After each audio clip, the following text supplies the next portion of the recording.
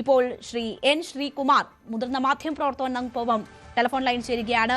Shri N Sreekumar, ഈ തീരുമാനം കോൺഗ്രസ് ഇന്നലെ തന്നെ എടുത്തിരുന്നു എന്നതാണ് വി.ഡി. സതീശൻ ചൂണ്ടിക്കാട്ടിയത്. ഇപ്പോൾ എം ഹസനും ചൂണ്ടിക്കാട്ടുന്നു ഈ തീരുമാനം ഇന്നലെ എടുത്തതാണ്, പാർട്ടിയിൽ നിന്ന് പുറത്താക്കാൻ രണ്ടാമത്തെ പരാതി വന്നപ്പോൾ അത് പരിശോധിച്ചുകൊണ്ട് പാർട്ടി കൂട്ടായി എടുത്ത തീരുമാനമാണ് എന്നത്.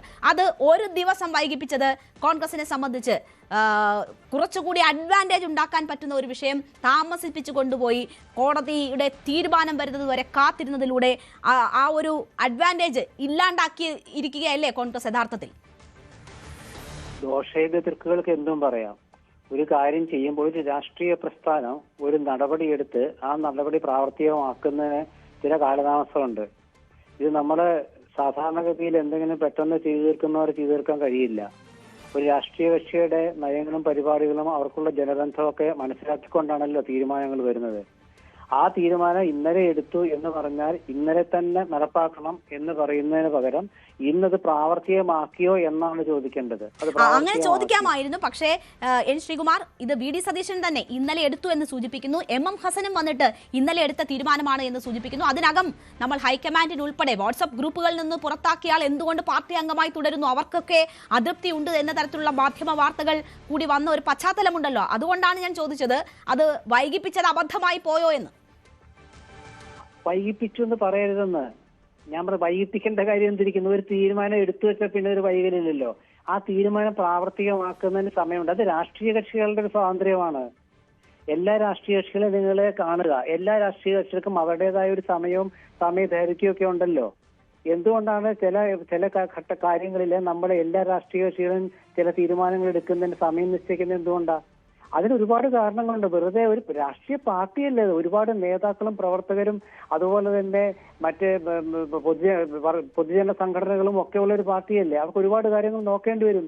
അത് മാത്രവുമല്ല, ഇന്നലെ ഈ തീരുമാനം എടുത്തു എന്ന് പറഞ്ഞാൽ അത് AICCയുടെ അംഗീകാരത്തിന് ലഭിക്കണം. AICCയുടെ അംഗീകാരം ലഭിച്ച ശേഷം ഒരുപക്ഷെ അവർക്ക് ഇന്ന് രാവിലെ ആയിരിക്കും അതിന്റെ നടപടിക്കുള്ള കത്ത് കിട്ടിയിട്ടുണ്ടാവും. അതൊന്നും എനിക്കറിയില്ല. എന്തായാലും ഒരു നടപടി എടുക്കാൻ അവർ തീരുമാനിച്ചു. ആ നടപടി ഇന്ന് കോടതി അവിടെ പ്രസക്തമാണ്. കാരണം കോടതിയുടെ വിധി രാഹുൽ മാങ്കൂട്ടത്തിന് അനുകൂലമാകുമോ എങ്കിൽ അതുവരെ കാത്തിരുന്നതാണോ എന്നുള്ളതൊക്കെ ഒരുപാട് ചോദ്യങ്ങൾ ചോദിക്കാം.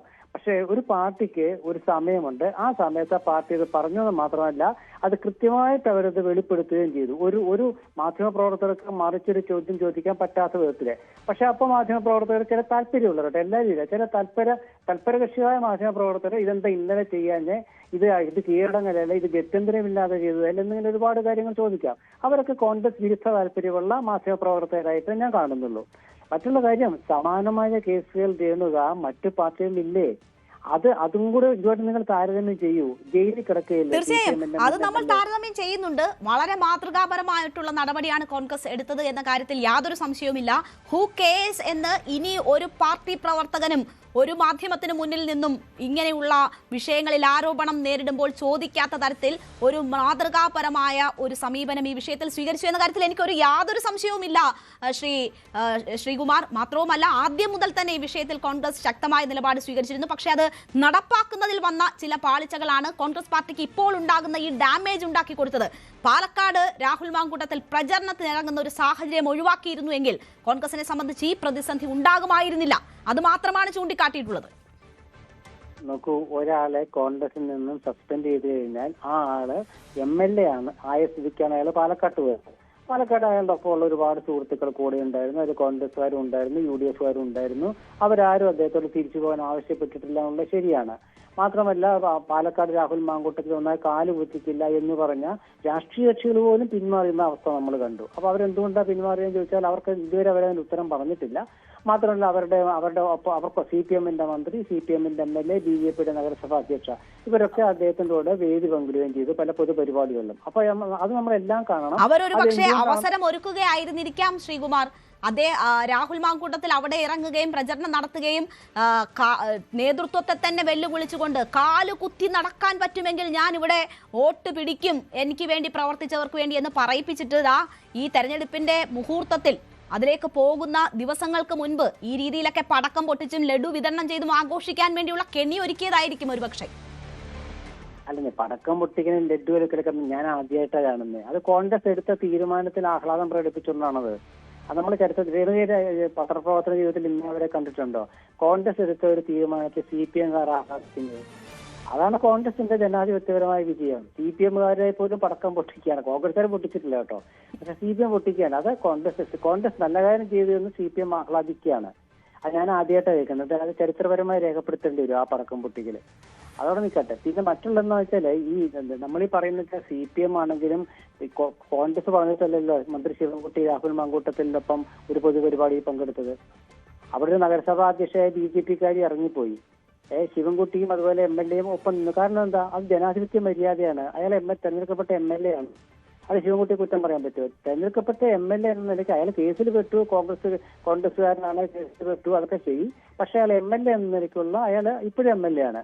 ഇനിയിപ്പോ അയാൾ കോൺഗ്രസിന്റെ MLA അല്ല. അതുകൊണ്ട് കോൺഗ്രസ്സുകാർക്ക് യാതൊരു ബോധറിങ്ങുമില്ല, യാതൊരു വേവലാതിയുമില്ല. അതുകൊണ്ട് അതൊരു വിഷയമല്ല.